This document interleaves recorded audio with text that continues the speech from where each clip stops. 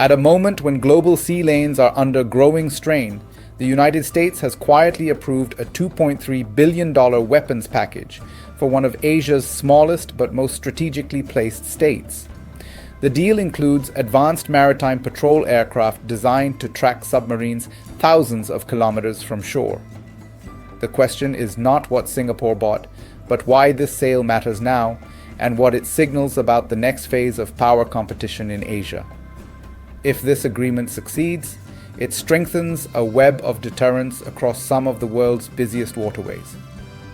If it fails or escalates regional tensions, it could accelerate military rivalries in Southeast Asia and sharpen divisions between major powers already competing for influence.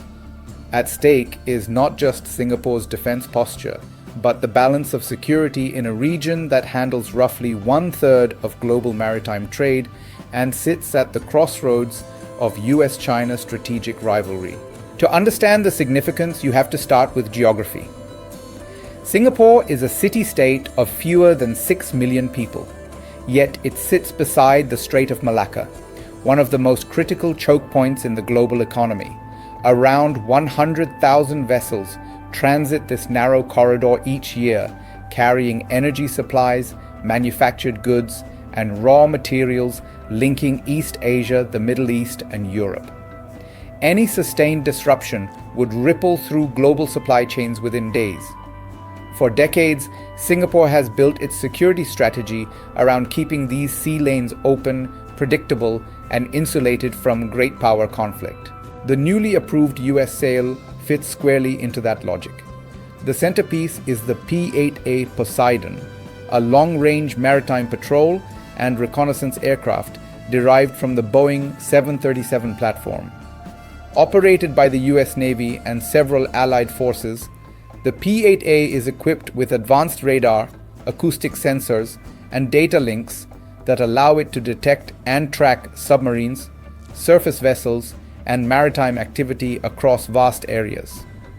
For Singapore, 4 of these aircraft will replace an aging fleet of Fokker 50 patrol planes that have been in service for decades and lack the range and sensor fusion required for today's operating environment.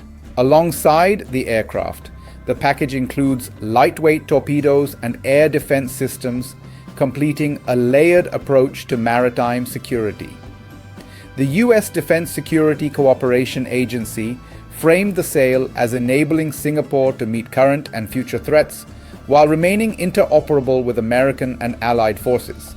In practical terms, this means Singaporean aircraft will be able to share real-time data with U.S. naval units, participate in joint patrols, and integrate into wider surveillance networks stretching from the Indian Ocean to the Western Pacific. This cooperation did not emerge overnight. Since gaining independence in 1965, Singapore has pursued a defense policy based on deterrence, technological edge, and external partnerships. Lacking strategic depth or natural resources, it has invested heavily in air and naval capabilities that punch above its size.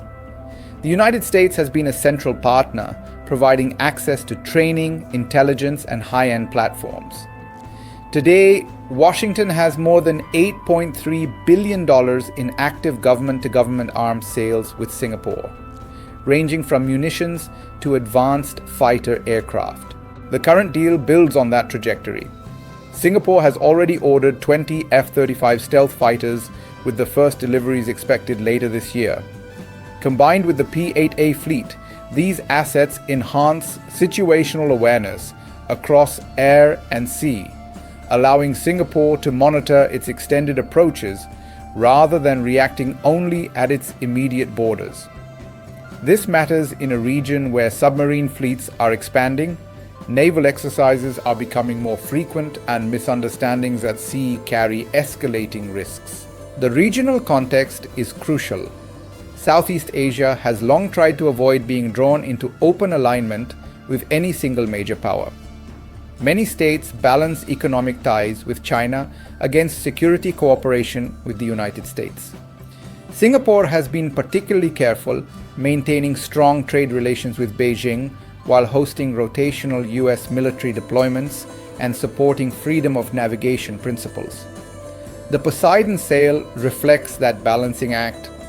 It is defensive in nature, focused on surveillance and deterrence rather than power projection, yet it unmistakably deepens military integration with Washington. From Washington's perspective, the sale serves multiple objectives. It reinforces a network of capable partners that can share the burden of monitoring contested waters. It supports the U.S. defense industrial base through high-value exports. And it signals continued engagement in Asia at a time when allies are questioning long-term U.S. commitment. By strengthening a partner widely viewed as stable and predictable, the U.S. seeks to anchor its regional strategy in reliable relationships rather than headline-grabbing deployments.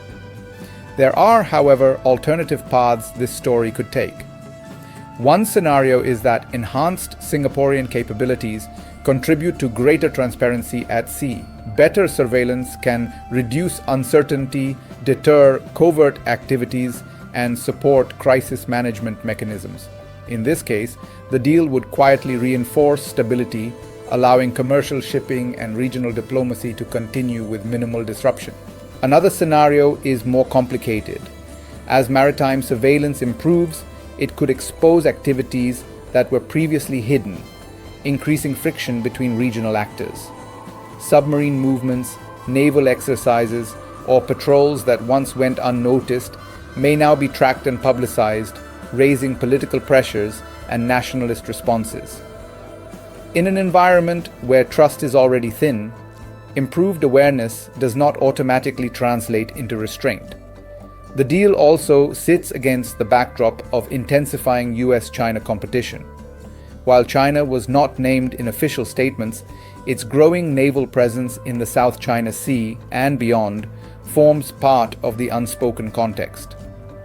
Beijing has invested heavily in submarines, surface combatants, and maritime patrols, and views US-aligned surveillance networks with suspicion. Singapore's careful diplomacy will be tested as it integrates US origin systems while continuing to emphasize neutrality and regional inclusivity. For Southeast Asia more broadly, the sale highlights a quiet trend. Defense spending across the region has been rising steadily, driven by concerns over territorial disputes, piracy, and great power rivalry. Countries are investing not just in firepower, but in information dominance, sensors, networks, and platforms that allow them to see first and decide first. Singapore's move fits this pattern, but at a higher technological level than most of its neighbors can afford.